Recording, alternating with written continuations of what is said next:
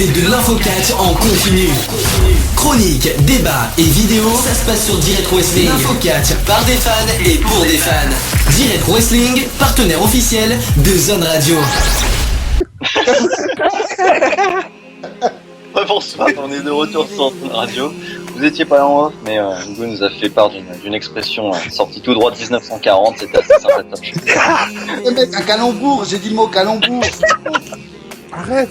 Pauline est Hugo, t'es en live, là, t'es en live. Il y a du monde qui t'écoute. Pauline, tu regardes. On est en direct là? Ah bah ouais, on est en direct. Bah oui, on est en direct. Ok, je savais pas là. Ok. Réveille-toi, mec. Bah vous déconnez tellement. Bah attends, le mec il a fait le compte à rebours. C'est parce qu'on est en direct. J'avais pas entendu. Il est focalisé sur les lettres des fans. Bon, Simon, que faisons-nous? On va passer en chose. On est censé être parti pour justement cette deuxième partie de l'interview. Ça va concerner un peu plus, normalement, le show de ce soir, mais puisque bon, faut croire que nos professionnels ne sont pas trop au courant de l'actualité, on va essayer d'élargir un petit peu le débat. Mais je voulais revenir juste avec une question justement concernant vos origines, vos carrières, et après on va parler du SummerSlam et de l'actualité de l'actualité de WWE. Par rapport au catch en France et à sa réputation, qui justement en France et auprès du grand public n'est pas toujours très très bonne, comment est-ce que votre entourage vous a réagi à votre souhait de faire du catch ou à vous lancer dedans, Vicente? Bah moi, comme je vous ai dit plus tôt, comme c'est ma grand-mère qui m'a fait connaître, elle est ultra ravie que je fasse ça, quoi. Vraiment, elle est très heureuse, voilà. Bon, écoute, voilà, salut. Bon bah ok. Bon. C'est tout, je dis plus rien, vous avez compris. On va partir sur Albert en espérant que... Voilà. Moi, dans un premier temps, ça a été un peu compliqué. Et puis, quand ils m'ont vu sur le ring, chacun après leur tour, aujourd'hui, ils sont tous à m'encourager et à me dire d'aller toujours plus loin. Donc, dans l'ensemble, ça va. J'ai eu de la chance de ce côté-là. On va terminer ensuite par Pauline, puisque Hugo a baigné dedans depuis qu'il était petit. Je suppose que ses parents lui ont pas dit... Non, ils voulaient pas. Non, mais justement, je vais faire avant Pauline du coup. On voulait pas. La galanterie. La galanterie se perd, quoi. C'est parce que t'as commencé à en parler. Non, mais t'as commencé à en parler, c'est pour ça. Oui, bien sûr. Non, mais regarde, au début, ils m'ont encouragé, pas de problème. Mais quand ils ont vu que je commençais vraiment à en faire mon métier, que je voulais vraiment en vivre, là, par contre, voilà, ça les a moins fait marrer, tu vois. Ils ont arrêté les calembours, quoi. Voilà. Non, mais c'est parce que c'est vraiment un métier très très difficile. Vraiment très difficile. Et quand t'es parent, je comprends, tu vois, c'est comme, tu sais, des fois les gens qui disent, oh, mon fils, il va être artiste, il va être chanteur, c'est pas un métier, tu vois. Là, c'est le même cas. Ils comprennent pas. Surtout, que voilà, je viens quand même d'un pays, qu'on pouvait appeler avant pays du tiers-monde. Je comprends que pour des personnes enfin comme mes parents, le rêve à eux c'était que je fasse peut-être de grandes études ou des trucs comme ça, tu vois. Maintenant qu'on est en Europe, enfin qu'on est arrivé en Europe, en France. Donc voilà, une fois qu'ils ont vu que j'ai commencé vraiment à percer là-dedans et tout, voilà quoi. Bon, ils ont quand même vu que ça va, je vais bien, que je gagne bien ma vie, donc ça va. Bah, maintenant ils sont derrière moi, ils nous encouragent, voilà. Oui. C'est clair. On va terminer avec toi, Pauline, puis ensuite on va enchaîner sur le show de ce soir. Ouais. Oui, donc non, moi mes parents ils m'ont toujours soutenu et c'est eux qui m'emmenaient aux entraînements. J'avais 2 heures de route à faire et non, ils m'ont toujours soutenu, ils ont toujours été très contents et puis maintenant que ça marche pour moi, ils le sont encore plus, quoi. Du coup, mon cher Romain, je pense qu'on va pouvoir enchaîner sur le show. Justement, ouais, j'allais enchaîner. Nous sommes donc, comme vous le savez, le 23 août ce soir, à partir de 2h, même un petit peu moins, il y aura WWE SummerSlam. Ou VVE, comme dirait Johan. Non, Si. jamais ça. Si. Pas ici.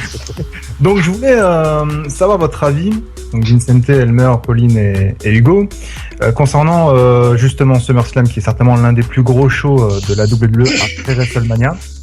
Donc Pauline, qu'est-ce que t'en penses de ce grand pay-per-view qui est SummerSlam? Allez, question piège numéro 1, tu vois. Alors, Non, bah, moi j'ai hâte quand même de le voir. Je regarde pas beaucoup des pay-per-view, donc celui-là il m'intéresse bien.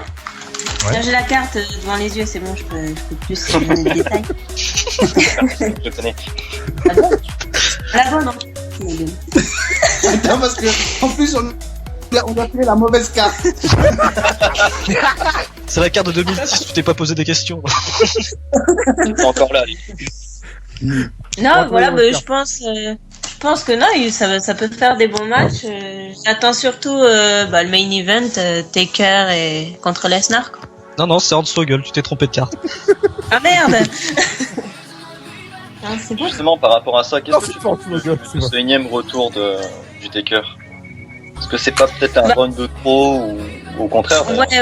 Ouais, si. Enfin, moi, je dois avouer que c'est pas méchant, mais j'en ai un petit peu marre en fait de le voir. Je trouve que on dirait qu'il en peut plus, quoi.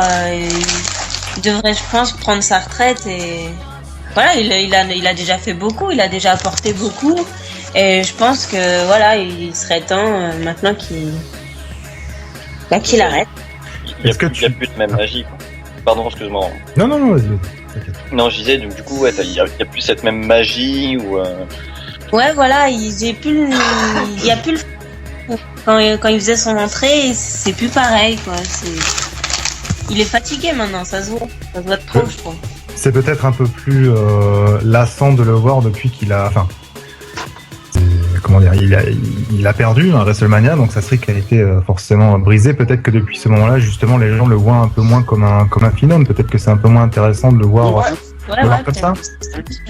Qu'est-ce que t'en penses, toi Ah pardon, excuse-moi, Pauline, je croyais que t'avais pas. Vas-y. Non, vas-y. Non, bah justement, j'avais passé la parole à Hugo, donc si t'as quelque chose à dire de plus sur ce Non, mais voilà, c'est exactement ça. Le mec, il a fait d'énormes trucs, hein, voilà, ça a été un très grand sportif. D'ailleurs, tu vois son physique, hein, tu vois même maintenant à son âge, voilà, tout ce qu'il fait, il fait même beaucoup plus de choses que certains jeunes de maintenant ne font pas et arrivent pas. Mais c'est vrai que visuellement, quand tu vois sa tête, tu vois son visage, tu vois qu'il est usé, quoi. Donc, ouais, tu le vois plus. Enfin, t'as plus plaisir à le voir parce que ça fait longtemps qu'il est là. Tu sais que c'est un des préférés du public, mais voilà, sans plus. Ils te donnent plus ces frissons-là comme tu sais, les jeunes de maintenant peuvent te le donner, tu sais, parce qu'ils ont une grosse intensité dans leur match, ils ont des physiques vraiment impressionnants, hors normes, et tout ça, tu vois. Je suis un peu d'accord aussi, ouais. Et toi, Vincente, est-ce que tu rejoins, l'avis de Pauline et Hugo? Alors, absolument pas. En fait, le main event, il m'intéresse, mais alors, pas du tout. Voir Undertaker, Brock Lesnar, bon, on l'a déjà vu déjà à WrestleMania. C'était vraiment très moyen. Et en plus, là, ils ont inversé les rôles. Je crois que Brock, il a fait un face turn et Undertaker un heel turn. Voilà, j'ai pas du tout compris pourquoi Undertaker est devenu heel. C'est ça ou pas? Ah bon? Non, ouais. Plus dans la vengeance ou je sais pas quoi, c'est un peu compliqué. Ok, donc le mec, c'est la place à du phénomène. Il tape 2 fois dans les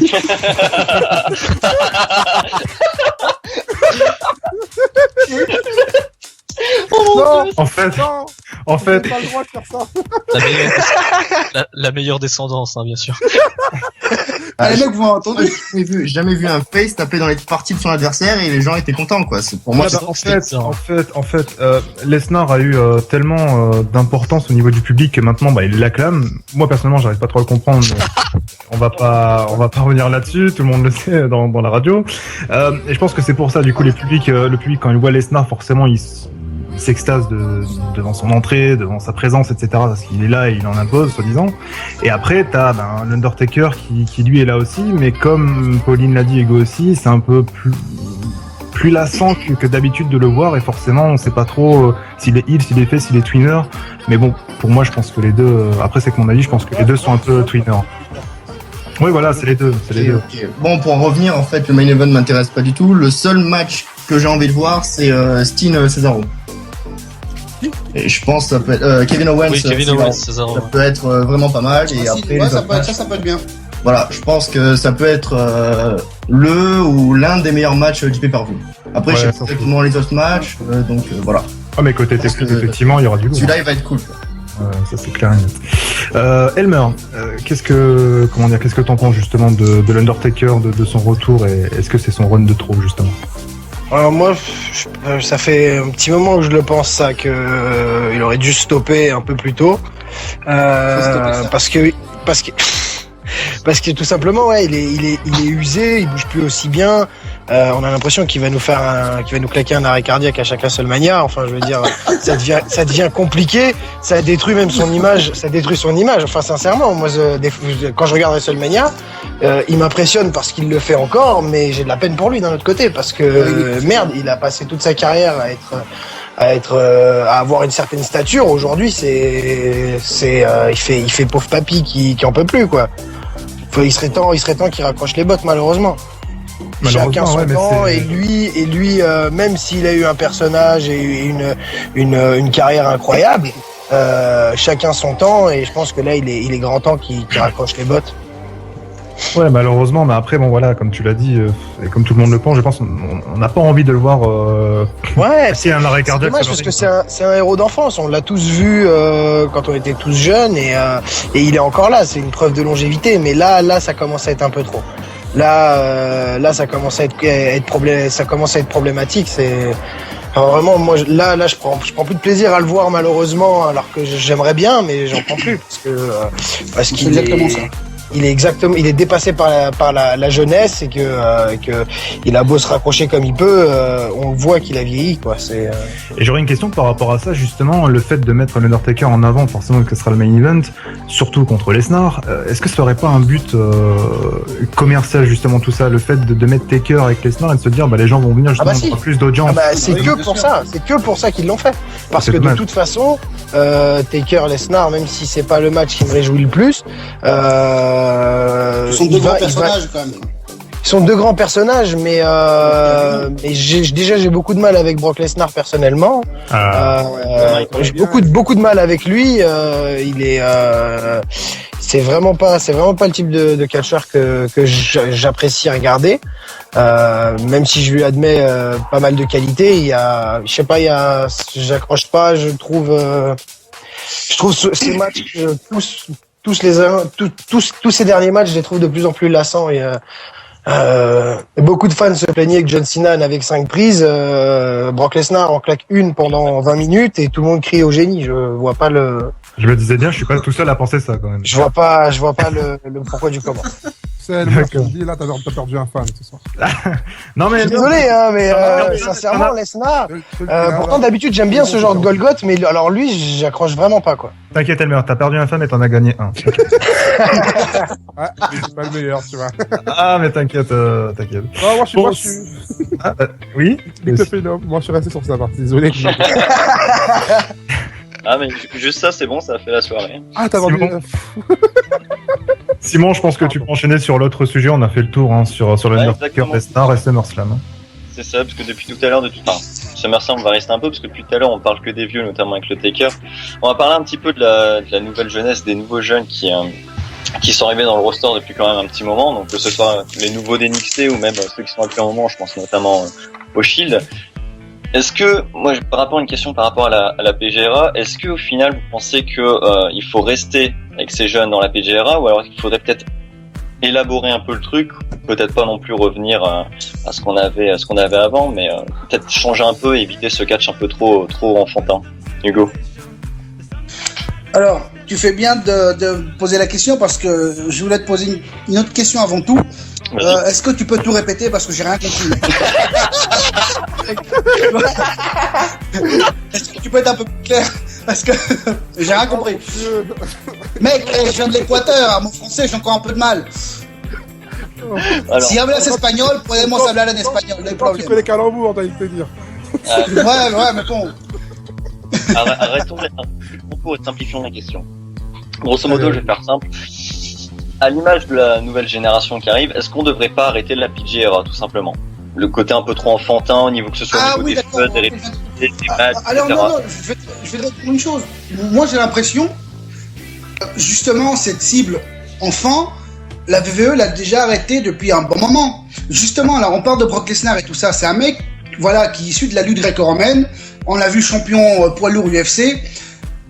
on voit des mecs aussi comme Rousseff, on voit des mecs comme Biggie, on voit des mecs comme maintenant aussi Neville, tous ces mecs-là. Regarde les grands sportifs de haut niveau qui sont.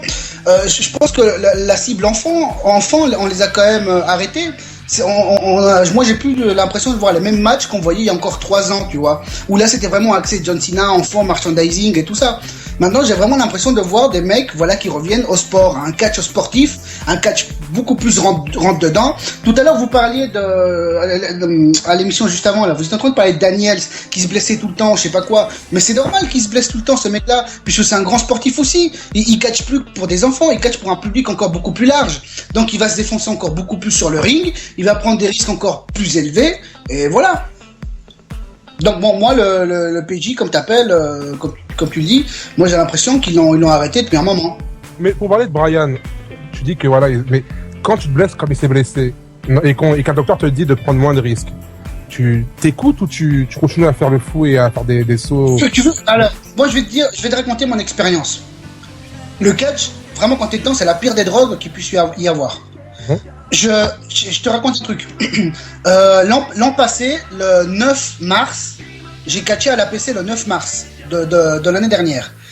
Et c'était au tournoi des poids lourds. Et dans le match, j'ai fait 2 combats. Et je vais te dire un truc. J'ai fait 2 combats dans la soirée, vraiment très intenses, sachant que le jour d'après, le 10 mars, je me faisais opérer d'une rupture d'un ligament croisé au genou gauche. Sachant que j'avais cette rupture des ligaments, je connaissais, voilà, les médecins me l'avaient déjà dit quelques mois avant. Et pourtant, je l'ai fait, sachant que j'étais blessé, tu vois. Donc, après, ça dépend de la personne. Enfin, voilà.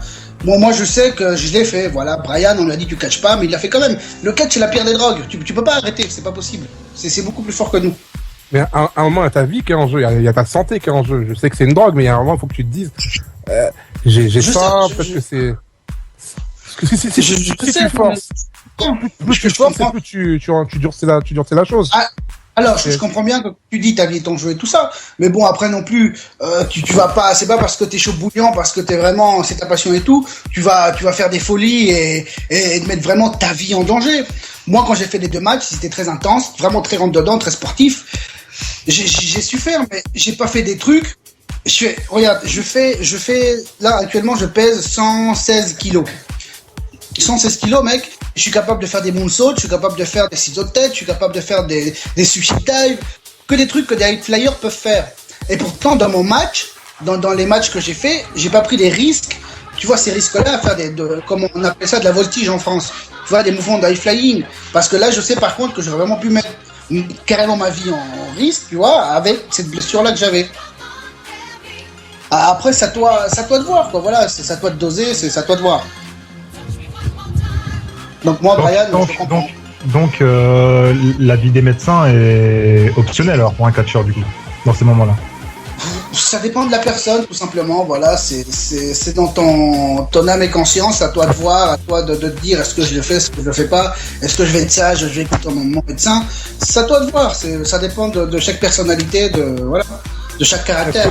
Est-ce que le jeu en vaut la chandelle? C'est-à-dire qu'est-ce que prendre ce moment de plaisir sur le ring et risquer de se blesser, voilà, et risquer de peut-être, voilà, comme tu dis, t'avais un truc à la jambe, Royal c'est l'épaule ou la nuque. Est-ce que le genre aussi, est-ce que prendre le risque mérite, voilà, je sais pas comment dire, mais est-ce que prendre ce risque est vraiment utile? C'est-à-dire que tu mets ta vie en danger. J'ai compris ta question, je te réponds. Sachant que t'es blessé et que tu vas combattre, enfin, tu prends la décision de combattre alors que t'es blessé, tu te dis pas forcément, ouais, est-ce que ça va m'apporter quelque chose? Tu sais très bien que c'est dangereux, mais c'est plus fort que toi. Mais on va dire que c'est un mal pour un bien. Moi, pendant ma convalescence, tout ça, pendant l'année où j'étais out, tu vois, voilà, j'ai pu me poser, j'ai pu me rendre compte de beaucoup de choses sur ma vie personnelle, sur ma vie sportive, tu vois, et ça m'a servi. Si j'aurais continué le catch, à être là, à faire des shows H24, je me serais jamais rendu compte de tout ça, tu vois. La preuve, là, je vais dire un truc personnel, tu vois. Pendant cette période-là, je me suis rendu compte de beaucoup de choses. J'ai demandé Pauline en fiançailles, tu vois.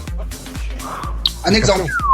Félicitations. Non, mais tu vois, c'était un bien pour un mal, tu vois ce que je veux dire. Elle va pas te mettre à Là, chialer. tu viens de briser le cœur d'un tas de Là, tu viens de briser le cœur de tout l'Audima. Pense au calendrier. Là, tu viens de faire mal à l'Audima, là. Tu sais que là, tout le monde se dit, zut, c'est fini.